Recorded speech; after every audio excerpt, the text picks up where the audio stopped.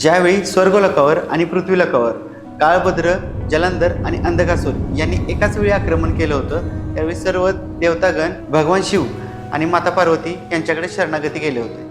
त्यावेळी या सर्व राक्षसांचा पराभव करण्यासाठी कोणीतरी एका देवाने नेतृत्व करावे असे ठरवण्यात आले. भगवान विष्णू, ब्रह्मदेव आणि महादेव या त्रिदेवांनी मिळून सर्व देवांची स्पर्धा घेतली. अखंड पृथ्वीवरील 7 तीर्थक्षेत्र, पाताळलोक आणि सूर्य या सगळ्यांचं भ्रमण करून जो पहिल्यांदा कैलासामध्ये परतेल त्याला प्रथम पूज्य म्हणून घोषित करण्यात येणार होतं आणि तोच या सर्व देवतांचे नेतृत्व करणार होता. सर्व देव हे आपापल्या वाहनावरून स्पर्धेमध्ये पुढे गेले, परंतु गजाननांचं वाहन हे उंदीर असल्यामुळे त्यांना स्पर्धेमध्ये पुढे जाता आलं नाही. त्यावेळी श्री गणेशांनी आपले माता पिता महादेव आणि माता पार्वती यांची प्रदक्षिणा पूर्ण केली आणि ही स्पर्धा जिंकली. आपल्या माता पितांमुळेच आपल्याला या जगाची प्रचिती होते व आपले माता पिता हेच आपले जग आहेत यावरून त्यांनी हे सिद्ध केलं.